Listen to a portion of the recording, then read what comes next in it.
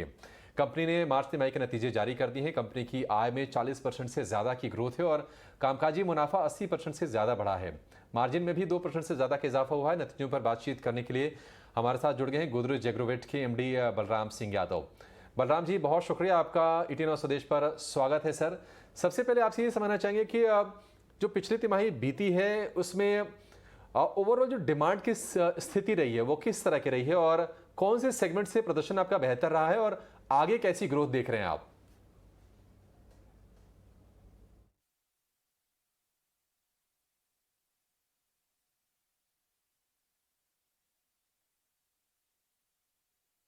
Q4 जो था एक अच्छा क्वार्टर था।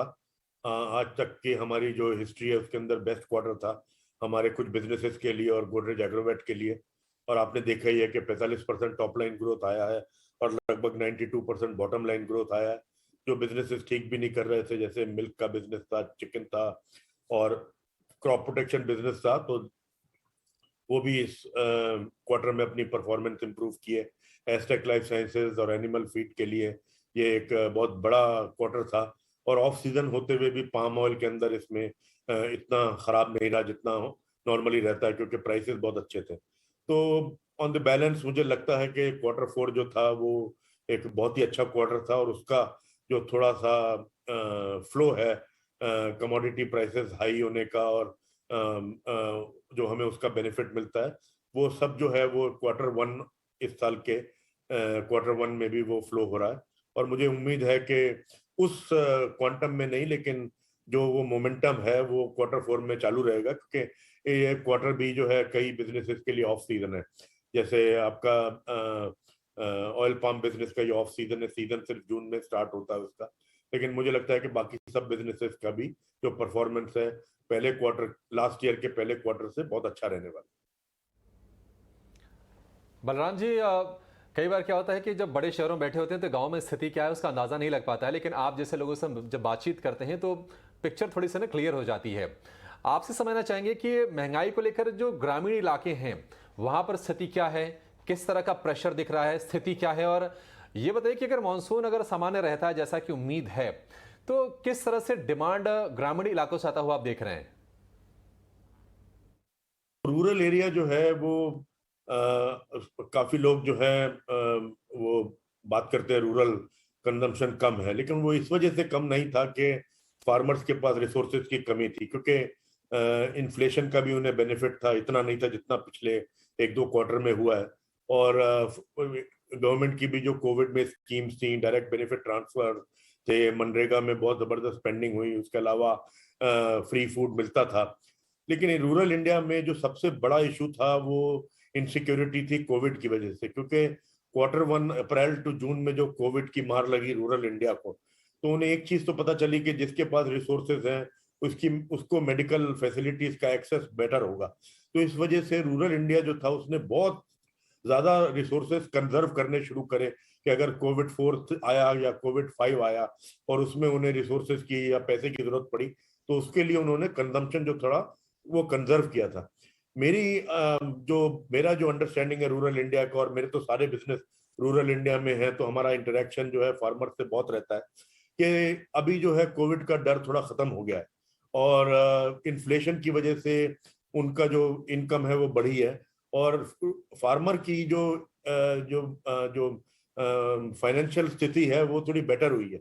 और आजकल फार्मर जो है, जो पर्टिकुलरली जो कैश क्रॉप है, जैसे पल्सेस है, ऑयल सीड है, वो जो फार्मर ही स्टोर कर रहा है, अभी ट्रेडर स्टोर कम कर रहा है, फार्मर स्टोर ज्यादा कर रहा है, और वो थोड़ा थोड़ा बेचता है जब उसको हाई प्राइस मिलता है। इस वजह से इन कमोडिटीज का प्राइस बहुत हाई है, तो उसकी जो फाइनेंशियल स्थिति है वो बहुत अच्छी हो गई है, इनसिक्योरिटी भी कम हो गई है। और आपने देखा होगा कि पिछले कुछ महीनों में धीरे धीरे धीरे रूरल कंजम्पशन वापस आ रहा है, और मुझे लगता है कि वो पूरे हर महीने उसमें इंप्रूवमेंट आएगा। अभी खरीफ का पैसा मिलने वाला है, रबी का पैसा मिलने वाला है फार्मर्स को, और मिलना शुरू हो गया कई जगह, तो उसकी वजह से भी कंजम्पशन बढ़ेगा। और एक अच्छा मानसून हुआ तो रूरल इंडिया के तो बहुत ही लिए अच्छा होने वाला है, और रूरल कंजम्पशन बहुत अच्छा होने वाला है आने वाले क्वार्टर में। ठीक है सर, एक और चीज़ समझना चाहेंगे आपसे। एनिमल फीड वाला जो सेगमेंट है वहाँ पर आपकी पकड़ काफ़ी ज़्यादा मजबूत है, आपके पोर्टफोलियो का एक बड़ा हिस्सा वहाँ से आता है। कीमतों में काफ़ी ज़्यादा तेज़ी आई है। तो इस सेगमेंट से आगे आपकी क्या उम्मीदें हैं और क्या लगता है कि जो वॉल्यूम ग्रोथ है, जो रेवेन्यू एक्सपेंशन है, क्या आगे भी वो जारी रहेगी? पिछले साल जो था वो अनप्रेसिडेंटेड था, इंडस्ट्री ग्रो नहीं करी थी, लेकिन हमने एनिमल फीड में लगभग 20.5% वॉल्यूम ग्रोथ लाया, जो आज तक की हिस्ट्री में सबसे अच्छा ग्रोथ था। और वॉल्यूम की वजह से ना इसमें स्केल बेनिफिट बहुत ज्यादा है, क्योंकि ये कमोडिटाइज बिजनेस है, तो मार्जिन इंप्रूवमेंट भी जबरदस्त हुआ इसके अंदर। तो मुझे लगता है कि वो मोमेंटम चालू रहेगा और इस बार भी हम अच्छा early tin double digit growth लाएंगे। और जिस तरह का अप्रैल मई का हमारा जो अनुभव है, तो मुझे लगता है इसमें कोई तकलीफ नहीं होने वाली। कमोडिटीज के अंदर प्रेशर रहने वाला है, कुछ क्वार्टर में कम होगा, कुछ क्वार्टर में ज्यादा होगा। जैसे मैंने बताया कि सोया मील में इंपोर्ट अलाउ हो गया, उसकी वजह से थोड़ा सा सॉफ्टनिंग हुआ है। लेकिन अच्छी बात एनिमल फीड बिजनेस में है कि इसमें जब कम होता है तो भी पास थ्रू करना पड़ता है, और जब ज्यादा कॉस्ट होती है तो भी वो पास थ्रू हो जाती है विद टाइम लैग। तो 2-3 हफ्ते के अंदर जो कॉस्ट है वो फार्मर को ट्रांसफर हो जाती है।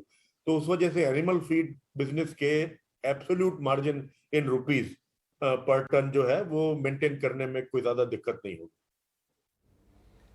बलराम सर, एक आखिरी सवाल। हम देख रहे हैं कि कमोडिटीज़ की जो कीमतें हैं ग्लोबली बढ़ रही हैं। इन्फ्लेशन भारत को नहीं, तमाम देशों को सता रहा है। लेकिन ख़ास तौर से अगर हम एडिबल ऑयल की बात करें, खाद्य तेल की बात करें, तो भारत में आप पाम ऑयल के सबसे बड़े प्रोड्यूसर हैं। प्लांटेशन वाला बिजनेस भी आप लगातार बढ़ा रहे हैं। तो ये बताइए कि कीमतों को लेकर आपका क्या आउटलुक है? क्या कीमतें यहाँ से सॉफ्ट होंगी नियर फ्यूचर में? एक ठीक ठाक इसमें करेक्शन आएगा? और बिजनेस से आपको ग्रोथ की कैसी उम्मीदें हैं आगे जाकर? पाम ऑयल की प्राइसेस बढ़ने का दो रीजन है, एक तो इंडोनेशिया का बैन और दूसरा यूरोप में लड़ाई। इंडोनेशिया का बैन तो 1-2 हफ्ते में चला जाएगा, क्योंकि Indonesia 48 million ton oil produce करता है, उनके पास स्टोरेज कैपेसिटी 6-7 मिलियन टन की है, और सीजन की शुरुआत है तो ज्यादा से ज्यादा तेल अभी निकलेगा, तो बहुत प्रेशर पड़ने वाला है। और उनका एक ये फॉरेन एक्सचेंज अर्निंग भी है, तो वो ज्यादा दिन बैन नहीं रख पाएंगे।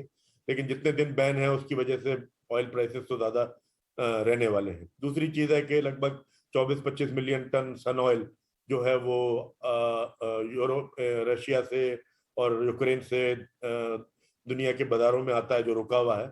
जो भी जैसे लड़ाई रुकेगी तो वो एकदम उसका एक्सपोर्ट शुरू होगा, क्योंकि वो अभी जो है टैंक्स भरे पड़े हैं।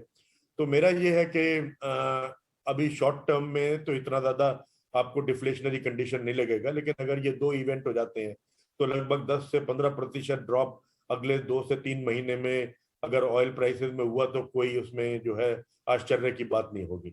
और अगर आप पूरे साल का देखें तो मुझे लगता है कि पूरे साल में ऑयल का प्राइस थोड़ा थोड़ा धीरे धीरे गिरता ही रहेगा, उतनी स्पीड से नहीं गिरेगा।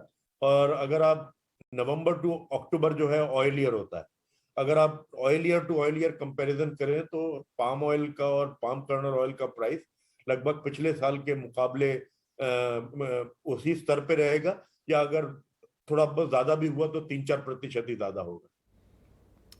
ठीक है बलराम सर, बहुत शुक्रिया आपका समय देने के लिए, टीना स्वदेश से बातचीत करने के लिए, और इंडस्ट्री का आउटलुक बताने के लिए, और यह भी बताने के लिए कि खाद्य तेल की कीमतों को लेकर किस तरह का रुझान रहेगा आने वाले समय में। बहुत शुक्रिया आपका समय देने के लिए आज।